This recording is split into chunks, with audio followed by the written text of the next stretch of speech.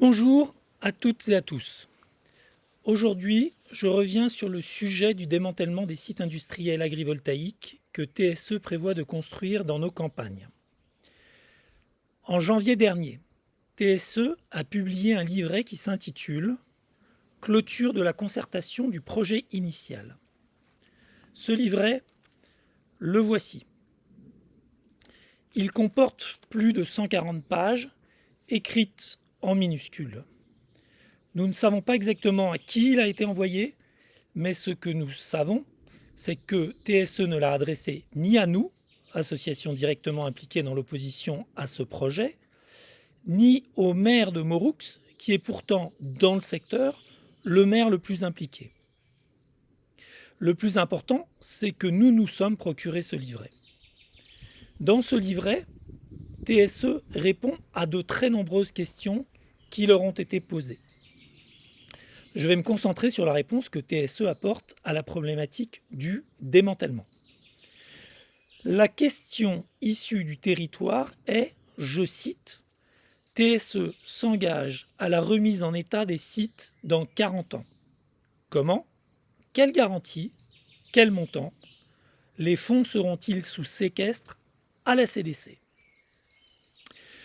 Vous allez voir que non seulement TSE ne répond clairement à aucune des questions posées, qu'il n'y a aucune garantie et que leur attitude désinvolte concernant cette réponse montre à quel point ils se moquent des agriculteurs qui vont leur louer leur terrain, mais plus largement ils se moquent de la population habitant dans ces territoires.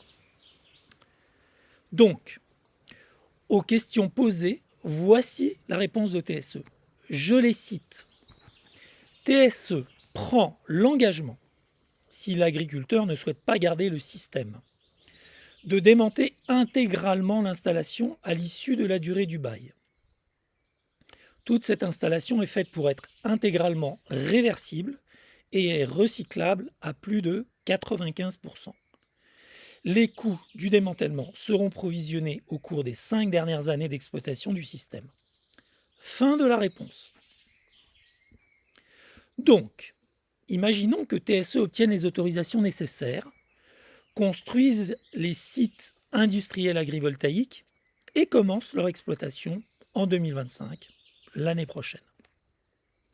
Le bail dure 40 ans, renouvelable 2 fois 5 ans. Cela veut dire que le bail expirerait au plus tôt en 2065 ou au plus tard en 2075. TSE s'engage à démanteler l'installation quelque part entre 2065 et 2075. Mais premièrement, quel est le pourcentage de chance pour que TSE existe encore en tant que tel dans 50 ans? Moi, j'affirme qu'il est quasi nul. TSE prend des engagements dont il sait aujourd'hui qu'il n'aura vraisemblablement jamais à les tenir. Cela s'appelle du cynisme. D'autres diraient qu'ils se foutent de nous.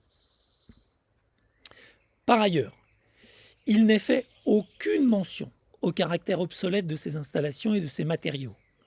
Je vous pose la question. À votre avis, ces installations agrivoltaïques seront-elles toujours opérationnelles dans 40 ou 50 ans? Bien sûr que non. Elles seront obsolètes depuis longtemps. On peut imaginer que dans 20 ou 25 ans, les technologies ayant largement évolué, ces installations seront probablement déjà obsolètes. Donc, on est en, disons, 2050, dans 25 ans. Les sites sont devenus obsolètes. Ils sont à l'arrêt car ils ne fonctionnent plus correctement et ça coûte trop cher de les entretenir. Que se passe-t-il avec ces friches industrielles entre 2050 et 2065 ou 2075? Cette société TSE, dont on ne sait si elle existera encore, va venir démanteler les sites? Vous savez bien que non. L'installation serait intégralement réversible et recyclable à 95%. Mais sur quelle base sérieuse ils nous sortent des choses pareilles? Intégralement réversible. Qu'est-ce que ça veut dire? recyclables à 95%. Donc, les milliers de tonnes de ciment coulées pour créer les socles des installations seront recyclés. Mais c'est une farce. De qui se moque-t-on? Enfin, TSE nous dit que les coûts de démantèlement seront provisionnés au cours des 5 dernières années d'exploitation du système. Et pourquoi pas au cours des 6 derniers mois, tant qu'on y est? Là, on atteint le comble du cynisme. Je résume. Cette société TSE, dont on imagine qu'elle n'existera plus en tant que telle, va commencer à mettre de l'argent de côté à partir de 2060. Et elle s'occupera de tout démanteler, puisque c'est réversible et recyclable à 95%, afin de restituer aux descendants des agriculteurs et à nos petits-enfants la campagne telle qu'elle était en 2025. Je vous le dis, c'est à mourir de rire. Franchement, y a-t-il sérieusement une seule personne parmi vous pour croire à tous ces mensonges et ces absurdités? Je vous remercie de m'avoir écouté. À très bientôt.